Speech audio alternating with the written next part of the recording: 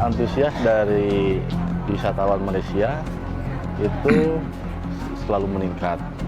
Bahkan di hari-hari biasa, dari weekday ataupun weekend. Nih, heboh. Warga Malaysia ramai-ramai buang ringgit ke Indonesia. Buang katanya teman-teman ya. Justru Indonesia itu diremehkan oleh negara Malaysia karena mata uangnya sedang buruk teman-teman ya.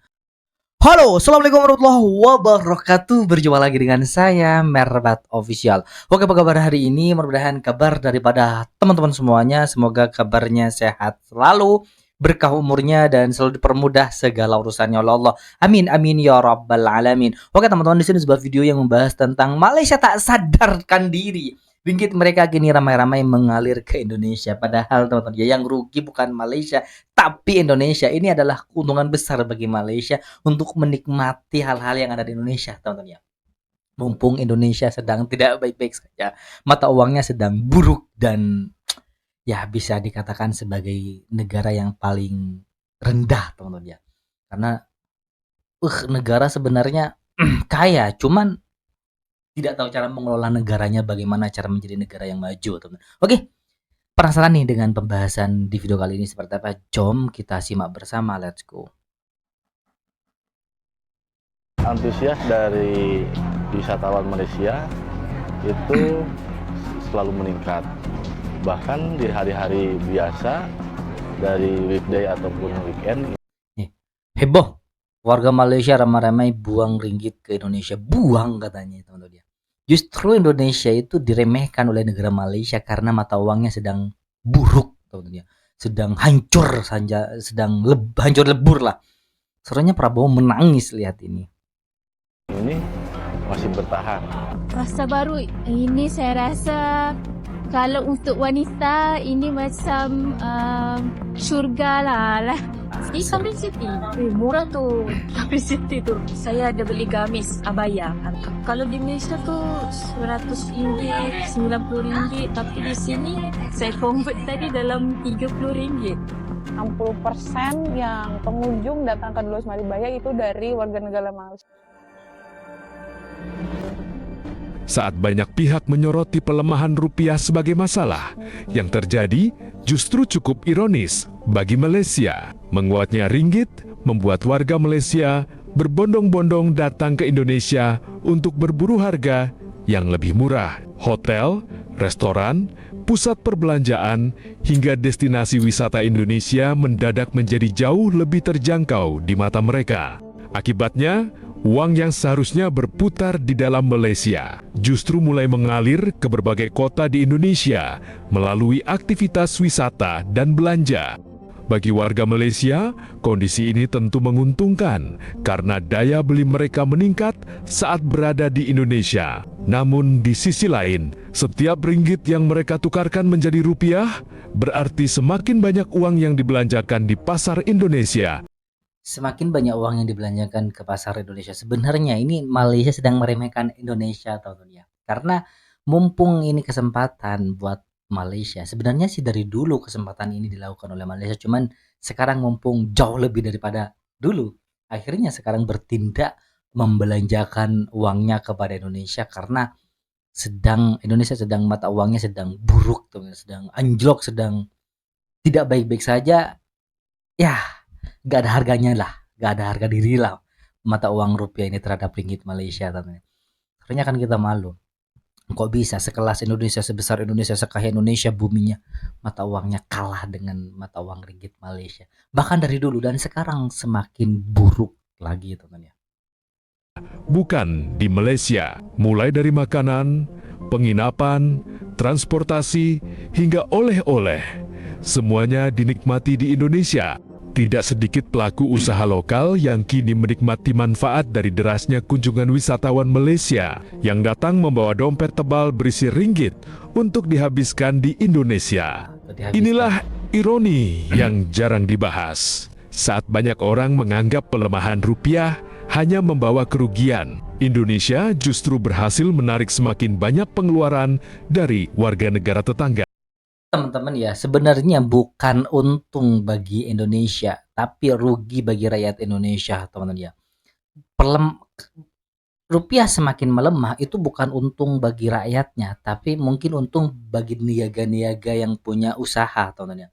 Ya dibelanja oleh rakyat-rakyat asing, tapi negara ketika belanja bahan pokok seperti energi, seperti gandum, daging kan sebagian impor masih, tempe kan sebagian masih impor.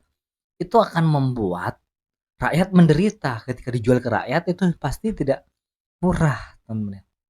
Karena Indonesia belanjanya pakai dolar, teman-teman ya. Masa sih diuntungkan? Kami untung rupiah hancur. Untung dari mana? Oke, coba kita cek. Enggak langsung kita lanjut dulu, teman-teman ya. Semakin kuat ringgit, semakin murah Indonesia di mata wisatawan Malaysia, dan semakin besar pula uang mereka yang berpotensi masuk ke ekonomi Indonesia. Dengan kata lain, ketika sebagian warga Malaysia merasa sedang menikmati keuntungan kurs, Indonesia juga diam-diam menikmati keuntungan yang tidak kalah besar, menjadi tempat tujuan utama bagi ringgit Malaysia untuk dibelanjakan. Waduh, RM500 dah dapat 2 juta. Tu, terkejut kami semua terkejut. Jadi kaya di sini.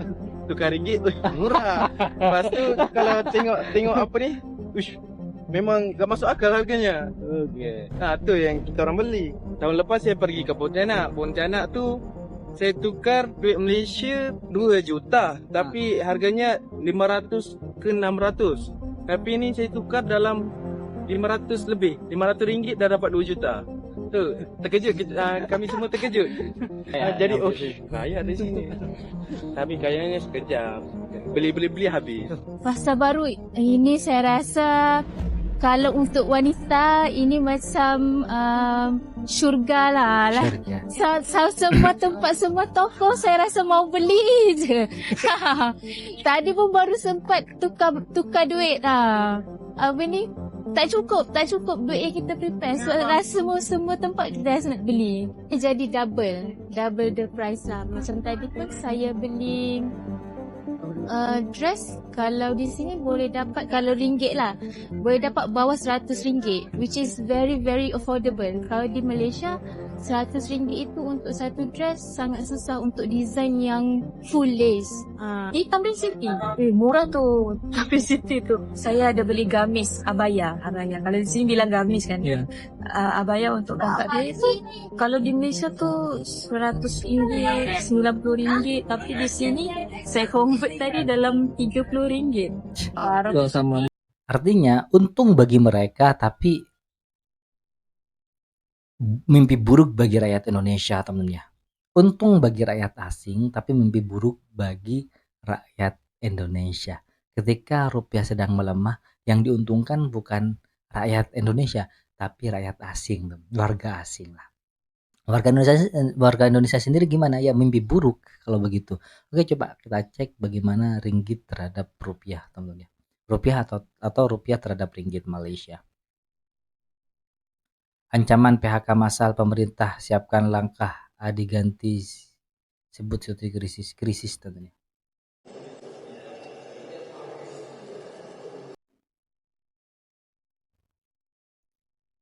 ribu buruh PHK massal, mana 9 juta lapangan kerja dari janji Gibran. 55.000 buruh terancam PHK. Ini bukan hoax, bukan provokasi. Ini data resmi dari Konfederasi Serikat Pekerja Seluruh Indonesia. PHK massal, ditambah lagi mata uang rupiah semakin buruk, teman-teman ya. Artinya ketika rakyat Indonesia sedang tidak punya pekerjaan, belanja semakin nambah mahal. Aduh, ribet hidup di Indonesia ini. KSPSI. PT Granito sudah tutup seluruh pekerjanya di PHK 3 hari yang lalu. Sementara pemerintah masih sibuk rapat, sibuk berjanji 1-2 hari akan ada keputusan katanya. Masih meminta buruh bersabar, tapi buruh tidak bisa makan janji. Masih menurut KSPSI pula, di balik ancaman 55.000 PHK itu masih ada potensi 150.000 pekerja lagi yang terdampak dari masalah RKAB, rencana kerja, dan anggaran biaya. Totalnya bisa 1/4 juta manusia kehilangan nafkah. 1/2 juta jiwa jika dihitung dengan anggota keluarganya. Industri keramik tercekik karena pasokan gas hanya terpenuhi 47,5% dari kebutuhan Januari sampai Mei 2026.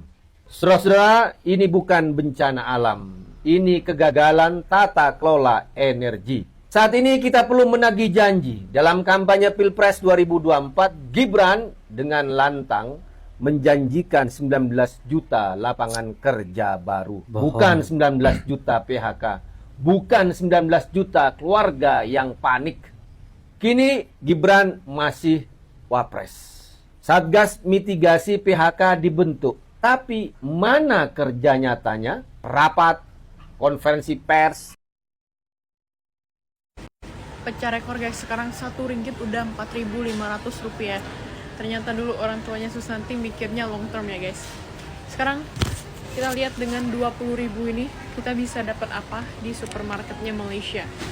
Bu ini sama dengan Rp4.47. Nggak nyampe 5 ringgit guys. 20.000 nggak nyampe 5 ringgit. Kita mau lihat kita bisa beli apa dengan 20.000 ini. Deterjen udah aku lihat nggak ada yang harganya Rp4. Ini bahkan kita nggak dapat guys, kurang berapa sen gitu. Ini paling murah. Oh enggak, ini dapat yang kids, yang anak-anak guys. Rp3.30. Sekarang kita mau lihat telur ya. Telur aku lihat ini yang paling murahnya Rp6.10. 1 kilo Rp6. Teman-teman ya, kalau dibandingkan dengan Indonesia, cari uang Rp6 di Malaysia itu sangat mudah sekali.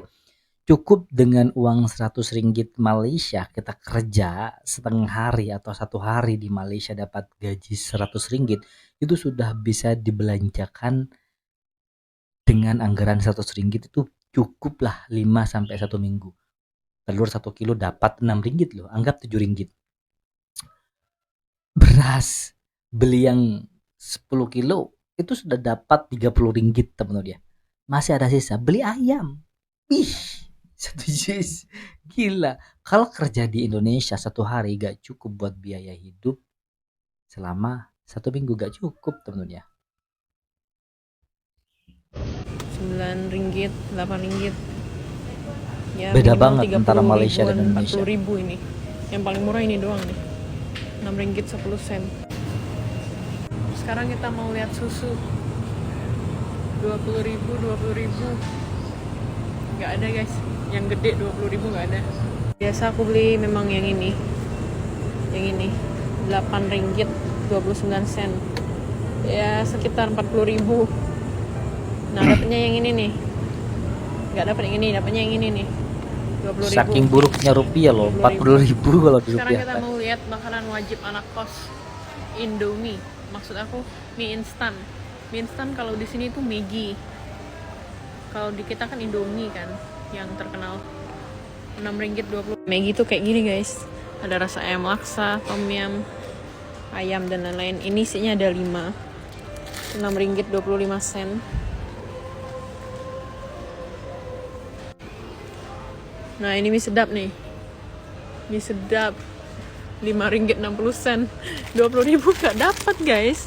Ini nggak dapat 20.000. Gila banget nggak? Rp5.90. Nih Indomie kita nih.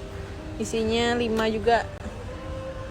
Rp5.89. Ya sekitar 30.000 lah.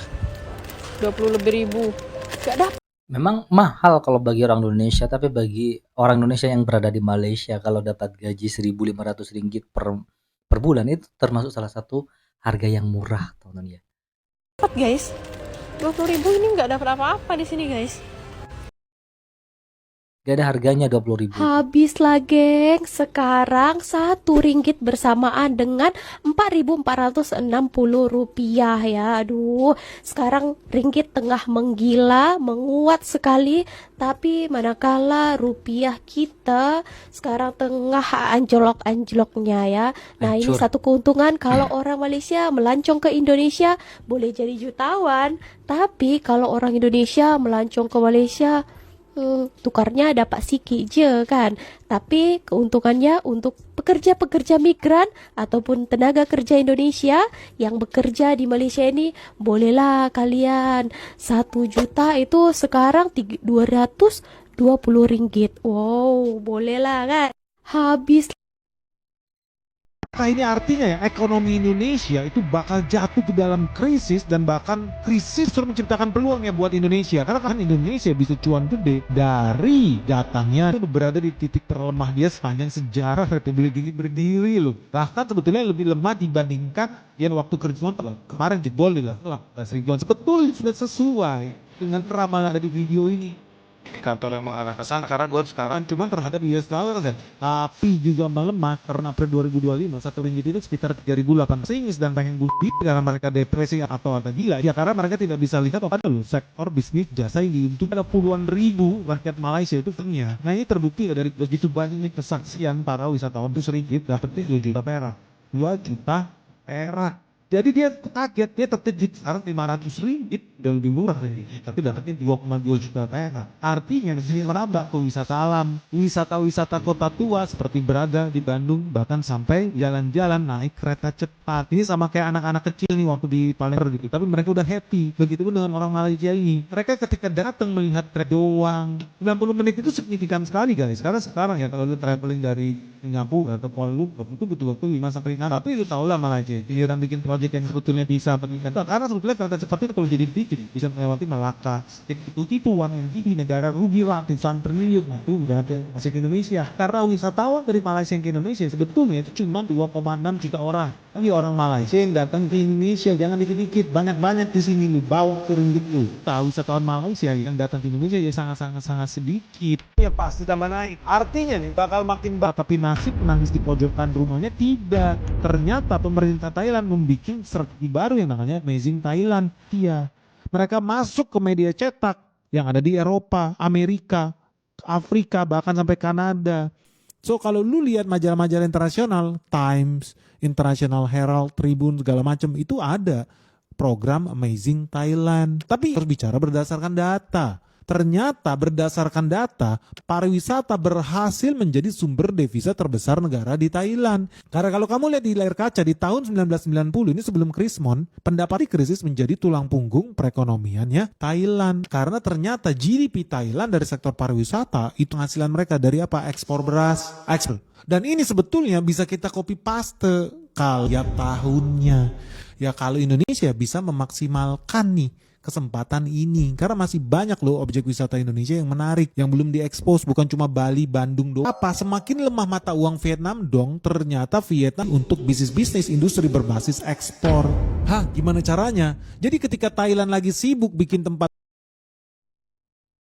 Ringgit Malaysia menggila. Dulu sekitar beberapa tahun yang lalu, uang Rp100.000 masih bisa ditukar menjadi sekitar Rp30 Malaysia. Dengan jumlah itu, orang Indonesia yang pergi ke Malaysia masih cukup nyaman untuk makan, naik transportasi, atau sekedar jalan-jalan. Tapi sekarang kondisinya berbeda. Uang Rp100.000 hanya bernilai sekitar Rp25-26 saja. Artinya nilai rupiah terasa semakin kecil ketika ditukarkan ke mata uang Malaysia. Dampaknya mulai terasa Gak ada harga dirinya, maksudnya kayak gitulah. Semakin gak dihargai, semakin ya diremehkan Indonesia gara-gara rupiah semakin melemah, hancur. bagi banyak orang, terutama pekerja, pelajar, dan wisatawan Indonesia yang berada di Malaysia. Harga makanan, kopi, transportasi, hingga kebutuhan sehari-hari terasa lebih mahal. Apa ini karena ringgitnya semakin kuat atau rupiah yang sedang melemah? Kalau kondisi seperti ini terus berlanjut, biaya liburan, belanja, bahkan hidup di Malaysia bisa semakin berat bagi masyarakat Indonesia. Menurut kamu sendiri, apakah rupiah masih bisa kembali menguat? Tulis komentarmu ya. Yang ini Rp100.000, yang ini RM50 Malaysia. Nominalnya lebih tinggi Rp100.000 Indonesia, tapi nilainya lebih tinggi 50 ringgit Malaysia. Yang ni nol dia 5. Yang ni nol dia cuma 1 aja. Tapi lebih tinggi ni harganya. Kenapa bisa macam tu? Jadi titik saya sendiri. Kenapa bisa macam tuh? Aduh. Gila, sekarang 1 ringgit itu setara dengan 4.400 rupiah. Artinya, kerja di Malaysia makin cuan, tapi liburan ke sini makin mahal. Kenapa sih ringgit tiba-tiba makin kuat? Pertama, ekonomi Malaysia itu lagi stabil banget.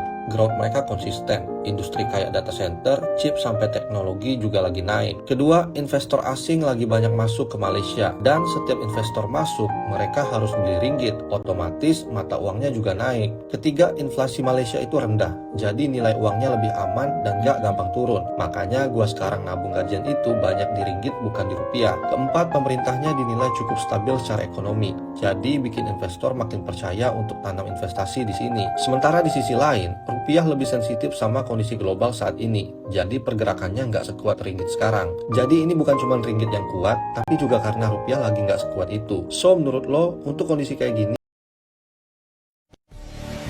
Ini teman-teman ya, ini anehnya juga. Sekitar 8.000 warga negara Indonesia ajukan permohonan untuk melepas status kewarganegaraan Indonesia. Kenapa? Kenapa woi? Kenapa pengen lepas daripada Indonesia? 8.000 lebih warga negara Indonesia loh. Ajukan permohonan untuk melepas status kewarganegaraannya sebagai warga Indonesia. Aneh. Aneh banget teman-teman, saking gak enaknya berada di Indonesia loh. Astaga.